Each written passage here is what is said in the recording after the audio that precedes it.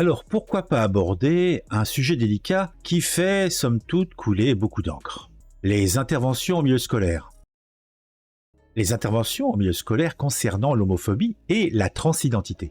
Je vais essayer d'aborder le sujet de façon nuancée, en examinant sommairement certes les arguments souvent avancés contre ces interventions, ainsi que la situation controversée de Greg Toussaint. Pour partir des bases, je me suis intéressé à un entretien que Maxime Margaret Loiry, c'est amusant comme nom, Maxime Margaret Loiry, qui est la chef de pôle des transidentités chez Stop Homophobie. Celle-ci évoque l'importance des interventions en milieu scolaire. Je précise qu'il est important de noter qu'il y a certaines critiques qui ont été soulevées au sujet de ces interventions. Et il se trouve que notamment, ce sont des voix d'extrême droite. Et il se trouve encore que Greg Toussaint est l'un des principaux protagonistes de ces critiques. D'ailleurs, la dite Maxime Margaret Loiry le dit bien fort.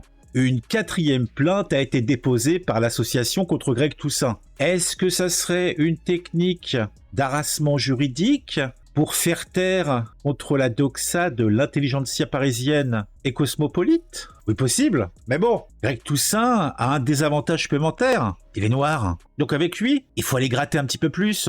Il faut lire le texte, le contexte. En tout cas, selon Stop Homophobie, ce dernier a posté des vidéos au cours des dernières semaines qui laisseraient transparaître des opinions jugées problématiques. Alors moi, je sais pas c'est quoi une opinion problématique. Greg Toussaint insiste dans ses vidéos sur une prétendue, entre guillemets, confusion entre les personnes trans et les drag queens, et les présentant comme une menace. Effectivement, quand on voit certaines vidéos, quand on lit certains articles, l'on peut se poser des questions. Et il va sans dire que ces déclarations ont suscité de vives réactions au sein de la communauté LGBT+. Mais après, venons-en maintenant aux critiques souvent formulées à l'égard des interventions en milieu scolaire. Certains affirment que les agréments de l'éducation nationale requis pour mener ces actions sont souvent excessives et qu'elles cachent une forme de prosélytisme. De plus, une autre critique qui revient régulièrement, c'est le niveau de qualification et d'expertise minimum qu'il doit être exigé aux intervenants qui viennent dans les classes, puisque manifestement, on est largement au-delà de la simple sensibilisation, car c'est de l'ordre du bourrage mental. De plus, certains soutiennent que les élèves sont déjà bien informés grâce aux réseaux sociaux et à Internet. Et par extension, ils en remettent naturellement en cause la nécessité d'interventions supplémentaires en classe et s'inquiètent de possibles biais idéologiques dans la présentation de ces sujets. Selon eux, les associations LGBT+, pourraient influencer les élèves en promouvant une vision particulière de l'homophobie et de la transidentité. Et on va aller plus loin encore. Il est important de souligner les préoccupations liées à la liberté d'expression et à la neutralité dans les débats autour de ces sujets. Certains estiment encore que les interventions en milieu scolaire peuvent restreindre la diversité des opinions en imposant un seul point de vue. Ils s'inquiètent du fait que les discussions autour de l'homophobie et de la transidentité puissent devenir dogmatiques, empêchant ainsi un débat ouvert et équilibré.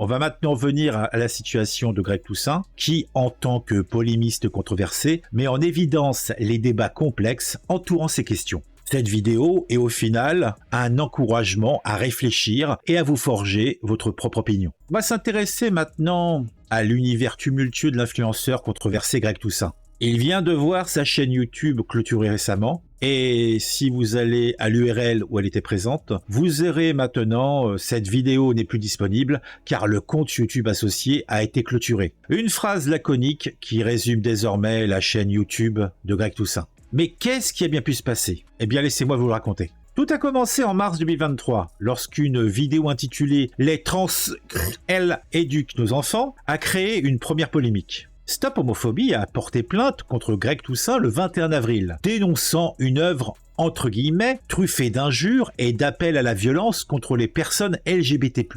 Et ils n'étaient pas les seuls, car l'association Mousse, comme un petit mousse, une association de lutte contre les discriminations liées au sexe, au genre et à l'orientation sexuelle, s'est également jointe à la plainte. Vous remarquerez que, en général, ces associations ne roulent jamais seules. Ces associations également touchent des subventions des mairies, régions, États, et par leur puissance financière, harassent les personnes qui ne leur plaisent pas. Mais revenons à cette histoire. Quelques semaines plus tard, la vidéo a été supprimée. Mais cela n'a pas découragé Greg Toussaint. Bien au contraire, il a décidé de pousser les limites encore plus loin. Il a posté une vidéo intitulée « Ceci est un livre penaud pour les enfants ». Une provocation de plus qui a mis le feu aux poudres. YouTube a d'abord interdit la vidéo aux moins de 18 ans, mais finalement, elle a été supprimée. Rapprochons-nous dans le temps. Le 1er juin 2023, Greg Toussaint reçoit un mail de YouTube lui annonçant la suppression de sa chaîne. C'était le châtiment final. Mais son associé ne cache pas son indignation. Selon lui, les sanctions auraient dû intervenir au bout de 3 avertissements, mais il n'en a reçu que 2. Celui-ci pointe également du doigt un dysfonctionnement, ou plutôt un autre dysfonctionnement. La seconde chaîne de Greg, Parole de français, qui abordait des problématiques sociétales sans signalement, a également été supprimée. Une suppression qu'il juge arbitraire et qui montre l'absence de liberté d'expression.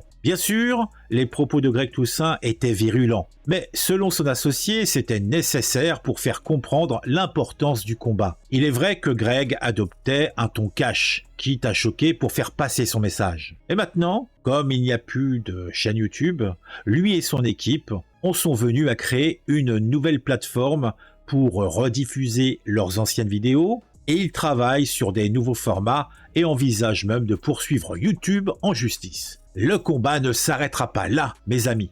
Si vous souhaitez suivre Greg Toussaint, le site en question a également un paywall où vous pourrez voir en exclusivité de nouvelles vidéos, accéder à un compte Telegram avec lequel vous pourrez interagir avec d'autres personnes qui suivent Greg Toussaint et Greg Toussaint lui-même. On en arrive à la conclusion. Vous en savez un tout petit peu plus sur l'histoire tumultueuse de Greg Toussaint et de sa chaîne YouTube clôturée. J'espère que vous aurez apprécié cette plongée dans le monde de l'influenceur controversé. N'hésitez pas à partager vos commentaires, à mettre un j'aime et restez à l'affût de mes prochaines vidéos. N'oubliez pas de partager, liker, je vais pas vous redire tout ça, abonnez-vous. Je vous dirai simplement, on se retrouve très bientôt pour une vidéo sur un sujet qui m'aura intéressé et qui, je l'espère, vous intéressera aussi.